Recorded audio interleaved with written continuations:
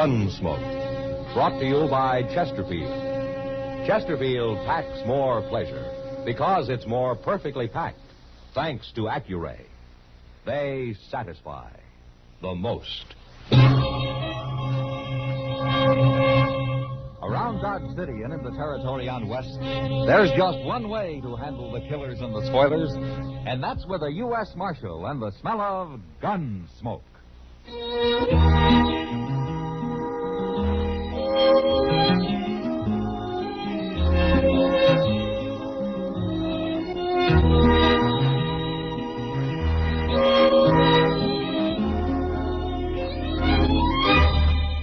Gunsmoke, starring William Conrad.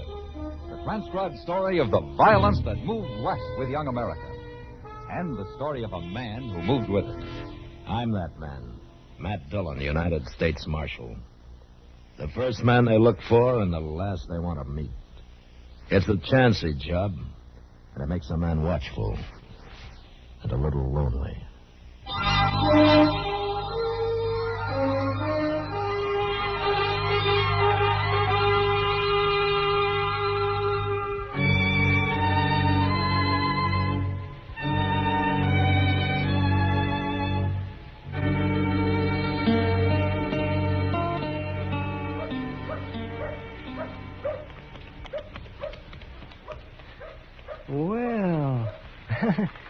Well, for heaven's sake. Matt. Yeah, what, Doc? Look at that coming. It's a Surrey. What? A 4-passenger Surrey. Oh, well, that's the first one of those I've seen west of St. Louis. What? That's Kitty up there with the driver, isn't it, Doc? Kitty? Oh, why, so it is. But who is the driver? I don't know. I don't know the one sitting in back either. Hey, that's pretty fancy for Dodge. Yeah, those are a couple of dudes, if I ever saw any. Green as squash. Hi, Matt. Hello, Don. Hi, Kitty. Hello, Kitty. Haven't met anyone? Haven't even seen them, Kitty. There they are. Marshal Dillon, Doc Adams, Mr. Samuel Sprague, and Clifton Bunker. Hello. How do you do, Bunker. Quite a wagon you gentlemen have. We brought it with us, Doctor, on the train. We've been all over the country around here in that Surrey, haven't we, Bunker? What are you, prospectors? No, Doc. We're writers, Doctor, from New York. Writers? Did you ever read anything by Ned Buntline? Oh, then you're not reporters. You write make-believe stories. Well, we want to write true stories, Doctor, but there doesn't seem to be much material around here. Well, they're kind of disappointed. There hasn't been a gunfight since they arrived, and every Indian in Kansas seems to be growing old on a reservation. We're not going to get any stories this way. You mentioned that writer, Ned Buntline, Mr. Sprague. I met him once through Jim Bridger. Oh, yes, he wrote a lot of stories about Jim Bridger's adventures. Mm-hmm. Most of them were lies. They made Bridger look like a fool. They also made Jim Bridger famous, Marshal. Like Wyatt Earp, Buntline wrote about him, too. Anything wrong with being famous? I guess it depends how you get that way, Mr. Sprague. Yeah, go stir 'em up some Indians, Matt. A few massacred families out here would... Oh, that'd make nice reading in New York. Yeah. Let's go get a drink, Kitty. You two go ahead. I'll join you. All right. Good day, gentlemen. Gentlemen. Well, you were a great help. What do you care about them, Kitty? I don't think a series of stories in the New York papers would hurt Dodge any, do you? Oh, she's thinking of business, Matt. I keep forgetting she's half owner of the Long Branch now. So that's it, huh? Of course it is. Don't want anybody killed, but you might at least be polite to them. Haven't got time, Kitty. What? I got to ride up to Hayes City tomorrow. May not be back for a week. Good. You want to come along? Huh.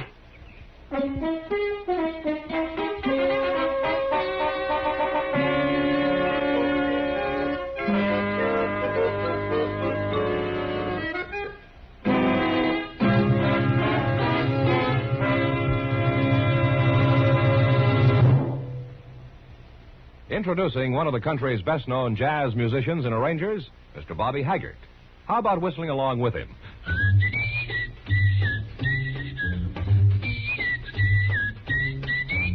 Packs more pleasure, packs more pleasure. Chesterfield packs more pleasure because Chesterfield's more perfectly packed.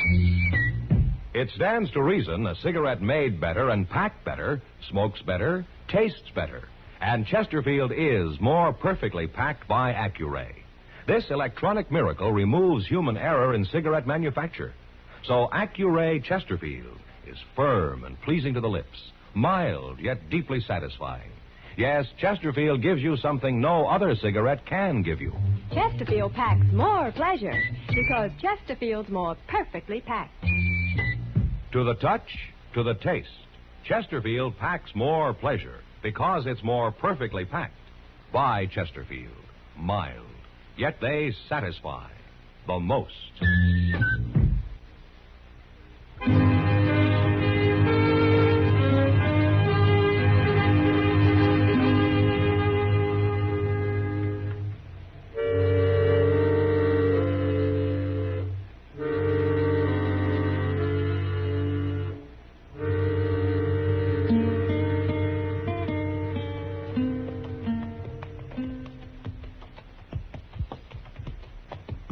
Hey, look.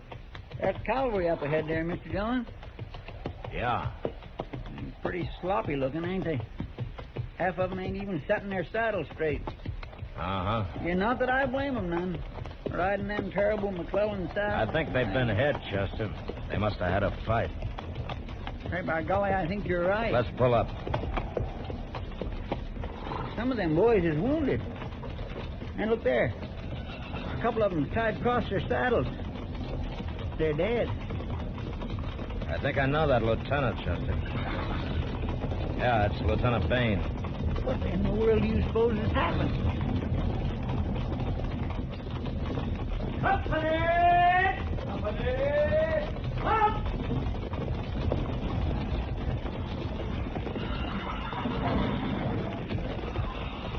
Hello, Lieutenant. Can we give you any help? Might have this morning, Marshal. Indians? Chief Little Hawk. Little Hawk. The Pawnee? Haven't you heard, Marshal? What? I've been in Hays City for a week. Little Hawk and 40 Brave jumped reservation 4 or 5 days ago. He's one of the most peaceful chiefs in Kansas, Lieutenant. Look at my patrol, Marshal. 2 dead and half a dozen wounded. I don't understand it. Neither does anybody else. They wiped out a family over on Walnut Creek yesterday, and he hit us this morning. You're the only cavalry in the field? Yeah. Funny thing, we picked up Little Hawk's trail right here, Marshal. Right out of that grove of trees. Huh? It's a Pawnee burying ground. Guess they stopped there to make medicine or something. Well, see you at the dance, Marshal. Yeah, Lieutenant. I'm sorry it happened. Yeah, so am I. Company! Company! Forward! Forward! Forward!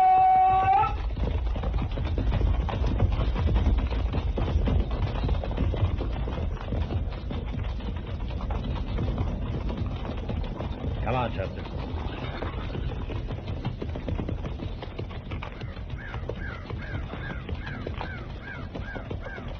Them poor devils, they really got it, didn't they? Well, they're not far from Fort Dodge now. Where are we going? To look at this Pawnee graveyard? Not exactly a graveyard, Chester. Well, what is it then? You'll see.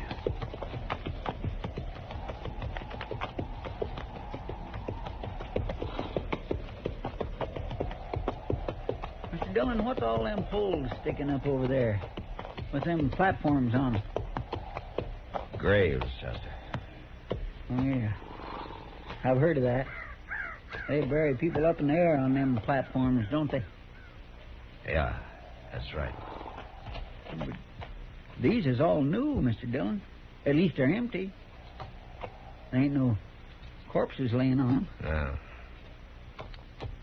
Little Hawk must have come by here to pick up his dead and take them with him. What for? I don't know. They must have been in an awful hurry. Look at that platform over there. Uh-huh. It's half tore down. Yeah, I noticed it. The rest of them ain't. No. I declare, I don't feel right here, Mr. Dillon. Neither do I, Chester. All right, come on, let's go.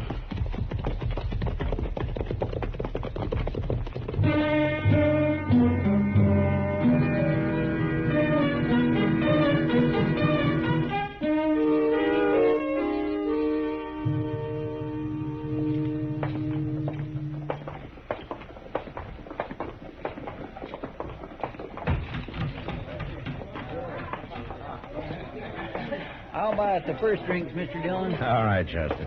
I swear my throat's solid alkaline. Yes, Kitty. Yeah, she wants you, Mr. Dillon. I'll join you at the bar, Chester. All right, sir. Say, Alvin. How long have you been back, Matt? Since noon, Kitty. I had a lot of business at the bank. Oh? Well, not personal business, you understand. Matt, you remember Sprague and Bunker? No. Are those dudes still in town? Matt, they want to talk to you. Now, Kitty, their stories aren't going to put Dodge on the map. It's already there. Texas cattle did it, not New York writers. Please, Matt, I'm asking you. Well, if you're going to turn female on me. You forget I'm part owner of this place now. I can have you thrown out. Yeah? Well, I'd sure be talking to those two. Oh, right there, Matt, at that table. You see him? No. Well, then walk around a while. You'll find him. I'm going to talk to Chester.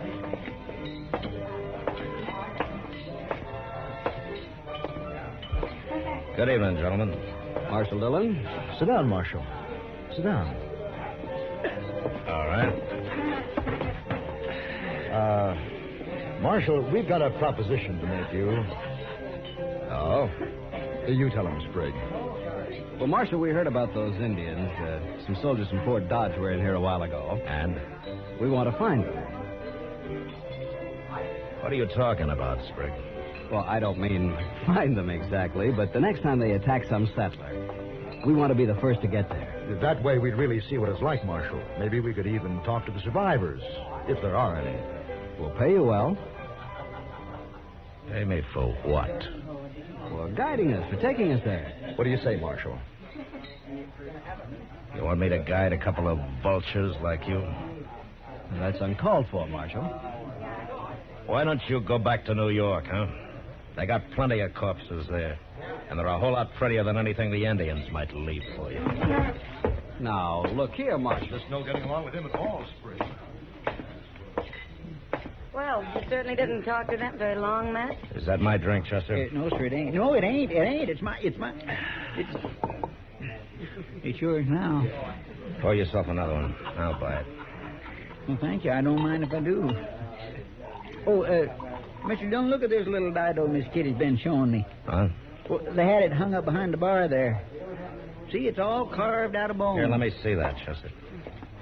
Interesting, isn't it, Matt? Where'd this come from, Kitty? Well, it's an Indian totem of some kind. Sprague and Bunker brought it in. Sprague and Bunker? But they were just lending it to us to hang behind the bar. Now what? I'll go with him, Chester. Well, I'll go. Where did your men get this totem? We've had enough of you for tonight, Marshal. Now, I want to know where you got this totem, Sprague. You're choking me. Then tell me. We got it from a soldier. A soldier? What soldier? A private from Fort Dodge. His name was Roger Harlow. We bought it.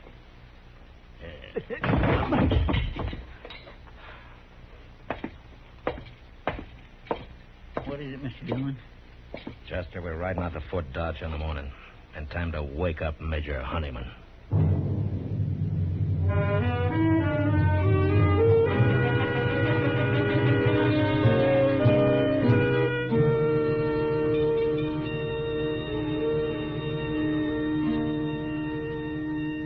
All right, Marshal. B Company moved out yesterday. My judgment of the situation is that they'll make almost immediate contact. I see, Major. But I don't like your insinuation that the cavalry is responsible for Little Hawk jumping reservation. Well, I'll admit garrison life's dull, but no soldier in my command would want action that badly. Where's your proof, Marshal? Right here, Major.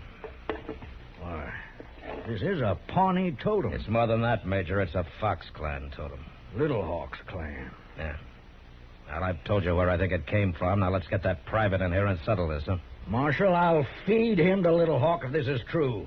Oh, Sergeant Grimes. Oh, what'd you say his name is? Harlow. Roger Harlow. Yes, Major? Now, Sergeant, you pride yourself on knowing every man at Fort Dodge. As regimental sergeant, I consider it my duty, sir. What company is Private Roger Harlow assigned to? Private Roger Harlow? Yes, that's right. There ain't no Roger Harlow on this post, Major. There never has been.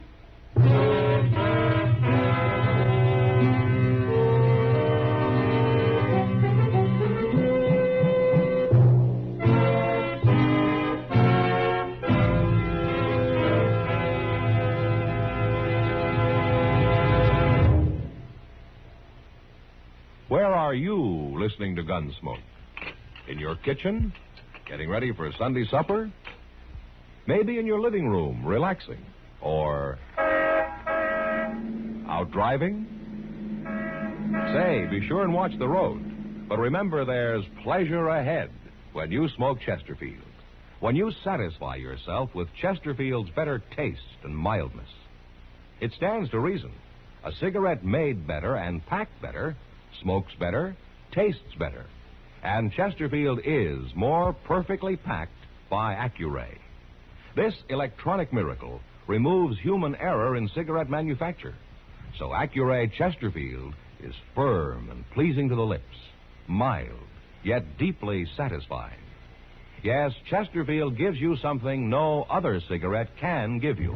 Chesterfield packs more pleasure because Chesterfield's more perfectly packed. To the touch, to the taste, Chesterfield packs more pleasure because it's more perfectly packed. By Chesterfield. Mild, yet they satisfy the most.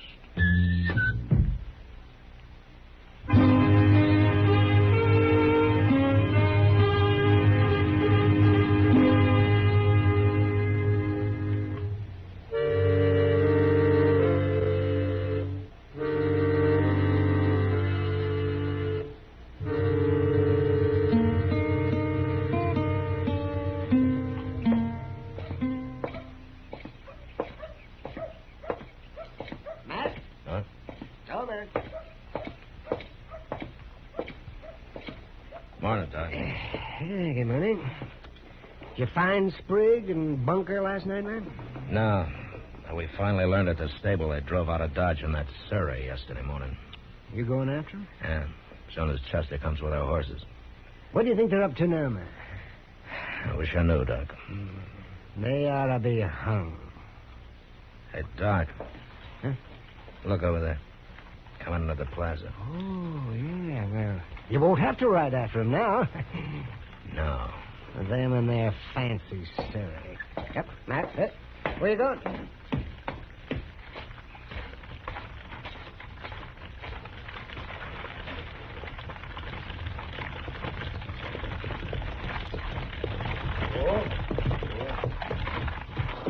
Hello, Marshal. Get on, Bunker. You too, Sprigg. Now. Well, all right. We saw it, Marshal. We saw practically all of it. It was exciting.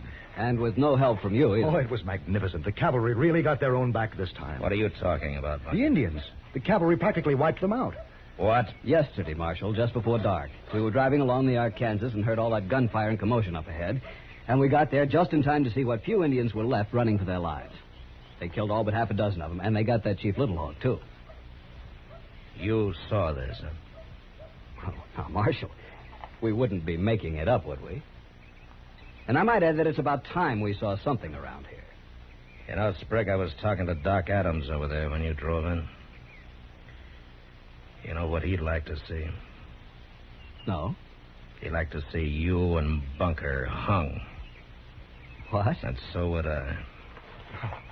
What's the matter with you, Marshal? Why did you tell me a soldier gave you that totem? Oh, you found out. Why did you lie about it? Because you were choking me and because I didn't know what you'd do next. Or why. Why? You men robbed a Pawnee grave. You stole a totem of Little Hawk's clan. That's all we took. Who cares about a savage idol anyway? Little Hawk did. He went on the warpath. Oh, nonsense, Marshal. Over a fool thing like that? Marshal, you're not standing up for a bloodthirsty redskin, are you? I knew Little Hawk, Sprigg. He was a good chief. He was a brave man and a peaceful one. Till you shamed him. Well, he's not shamed now, Marshal. He's a good Indian.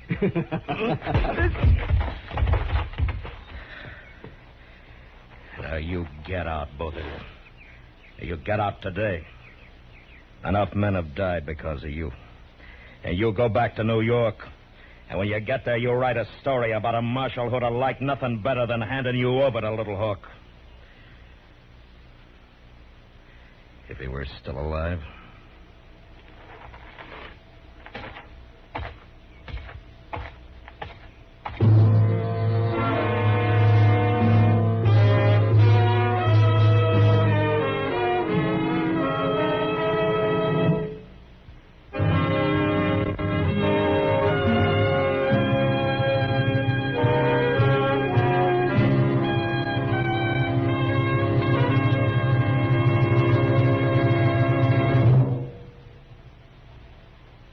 moment, our star, William Conrad. Chesterfield packs more pleasure because Chesterfield's more perfectly packed. A cigarette made better and packed better, smokes better, tastes better. And Chesterfield is more perfectly packed by Accuray. This electronic miracle removes human error in cigarette manufacture. So Accuray Chesterfield is firm and pleasing to the lips. Chesterfield, mild, yet they satisfy the most. You know, there's a saying on the frontier, kicking won't get you nowheres lessen you're a mule. Well, next week, a man complains that somebody's trying to kill him and isn't believed until it happens. But that was the West. Good night. Gunsmoke, produced and directed by Norman Macdonnell, stars William Conrad as Matt Dillon, U.S. Marshal. Our story was specially written for Gunsmoke by John Meston, with music composed and conducted by Rex Corey. Sound patterns by Tom Hanley and Bill James. Featured in the cast were Harry Bartell, John Daner, Joseph Kearns, Lou Krugman, and Ralph Moody. Harley Bear is Chester, Howard McNear is Doc, and Georgia Ellis is Kitty.